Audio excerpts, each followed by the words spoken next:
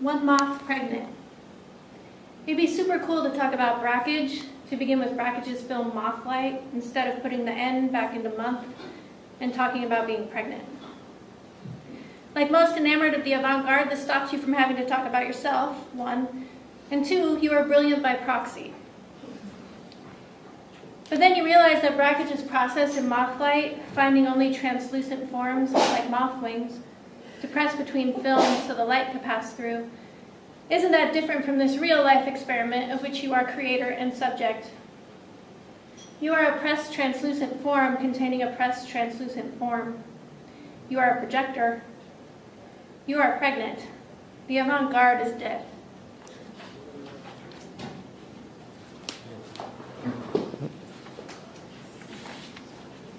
Two moths pregnant. And the refrigerator door won't stay closed long enough to keep anything fresh, but nothing gets eaten because of the smell of rotting food.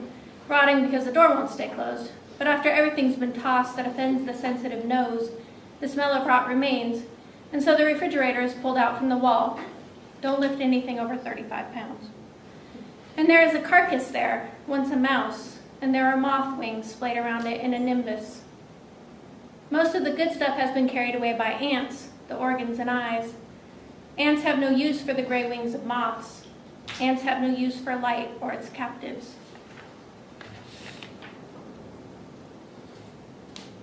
Three moths pregnant. It's really just a different letter, okay? This is a gimmick. Moths don't even gestate, live dumbly. The attraction and repulsion is all we know of them. We don't even meet them until they're drunk on light. Or is it death? Do moths have the magnetism of the suicidal? If we met them in a bar, would we buy them a drink and take them home? By the time we do meet, they're exhausted and their wings too fragile to be helped. So if it wasn't an N, if it wasn't month, it would be some other insect, wouldn't it? Some other mistake. But then again, the desire to be nearest the thing that will destroy you, the thrill of your obsolescence in view, that is familiar now. It's a biological imperative, and you are a slave, dumb as any moth. Child comes to destroy you, you're sure. That's the child's imperative. And yet, at the first ultrasound, the light shines through the membranes of organ, skin, and screen, and there is a form, tiny as an insect, and a sound. A heartbeat fills the room, and your face is a mess of trembling and wet joy. You did not do this. You just got out of the way. This is not an achievement, you animal. It's normal. And normal in this context is the world's last magic word. Alakazam, normal. Abracadabra, normal. Four moths pregnant. The moth is the postmodern butterfly, the darker hours Lepidoptera. Nabokov collected moths and butterflies, but he loved butterflies. Wrote a beautiful book about them, published with cloth cover. It's okay for Nabokov to catch them, a bit creepy, but we forgive him, and we turn the pages, alive with their colors preserved. We don't forgive Brackage's adoration of moths so easily. Translucent as they are, they still impede the light. The fixtures are so hard to dismantle from our hallways and bathroom ceilings. Tired arms above head, the gray bodies wash away, and then the fixtures are too hard to put back up. A screw always falls. We forgive the bright colored things in their clean death by capture, but not the gray ones, for their grayness or their lust. It's not becoming to want a thing obviously and in public, to thrust your body against it so. You are starting to show your business is in the street, the very fact of your fucking. We can hear it, like slurping coffee at the start of a road trip, or chewing spicy food with your mouth open. It just isn't done. Want things quietly, enjoy them invisibly.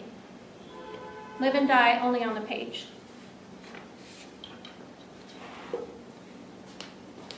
Five moths pregnant.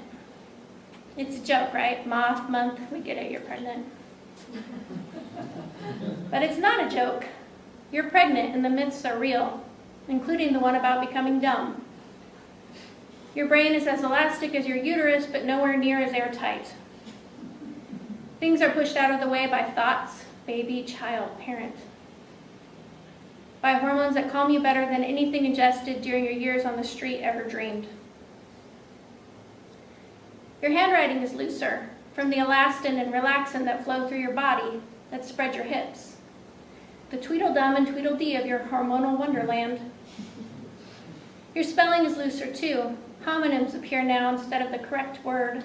Your brain is lazy, has no pride. Your brain has learned the pleasure in saying, whatever. It sees words and drops letters, entertains itself. 1 month pregnant becomes a moth, doing a biologically imperative dance around its own destruction.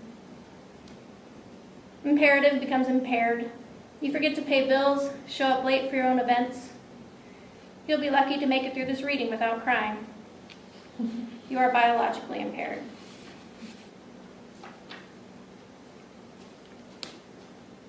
Six months pregnant. Everyone wants to know the sex of the baby, but you aren't finding out. So they guess, insist, touch you with wise hands, play with string and jewelry over your supine form. None of this bothers you. What bothers you is that when they ask about the sex of the baby, they say the gender. Do you know what the gender of the baby is? This enrages you. This is the world you fear bringing a child into. A stubborn, well-meaning, but ignorant world. It happens so often you actually look it up. Perhaps, pregnancy brain and all, you got it wrong. The world is wrong. The baby's sex could be learned now, and the ultrasound technicians are dying to tell you. The baby's gender, on the other hand, won't be revealed by ultrasound, by doctors, by medicine, by science. The gender of this child will be made known when the child is good and goddamn ready to share it.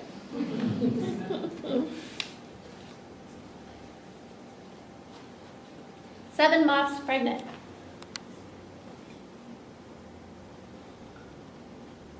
Are you going to have a natural birth? People ask this. Size you up. Tattoos, check. Doula, check. Only people leery of the idea of natural birth ask this question. You have learned the best answer is, I'm going to try. People then say some crazy shit. Things never said in response to any other endeavor, hope, or wish, in tones found rude everywhere else but in the very private imagined future of your child's birth.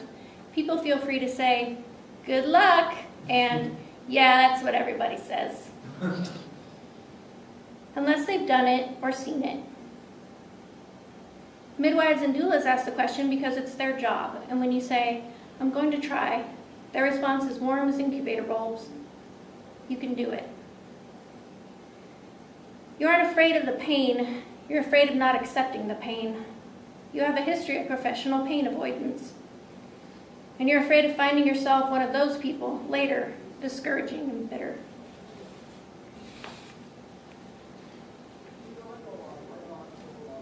Eight months pregnant. People overfeed you. Even the cats bring in more than their usual share of the dead and dying bounty. The child is honored, and you feel sick. The cats completely disregard all the talks you've had, the pleading you did in your first year sober, the year of the abundant baby lizards and the blue jay. The other blue jay's cries and scolding, their complete outrage went on for so long that day, 10, 20, 30 minutes. They put all of your grief of your whole life to shame. You have not grieved enough. You do not have a voice like that. Will you find it at the next passing of a life? Will you find it when you are bringing life in? And now in one night, 2 baby birds fresh from their shells, toughless. Their fetus is only but moving still, and your partner says, with all love for you, the birds and the cats, don't look at this. Twice he goes outside and performs an act more than humane. It is heroic.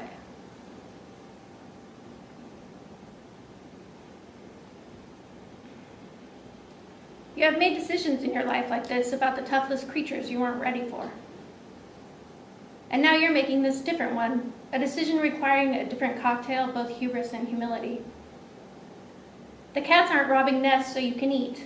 They rob nests so you can feel. One cat asks, "Have you grieved enough?" The other, "Have you forgiven?"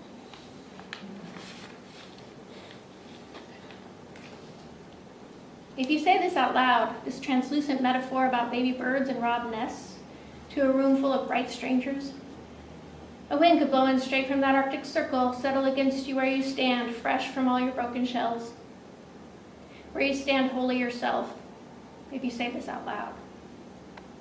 You've made a note on the paper, a stage direction, asking you to reconsider. It says, "Are you sure? Think." But if you're here, you read it anyway.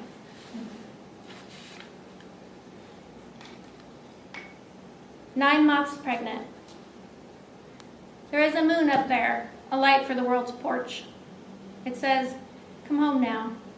I don't want you fumbling with your keys. I don't want you palpitating in the dark. Come home now.'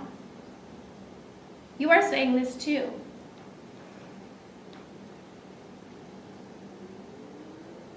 You are saying this too to a world you are and are not ready for.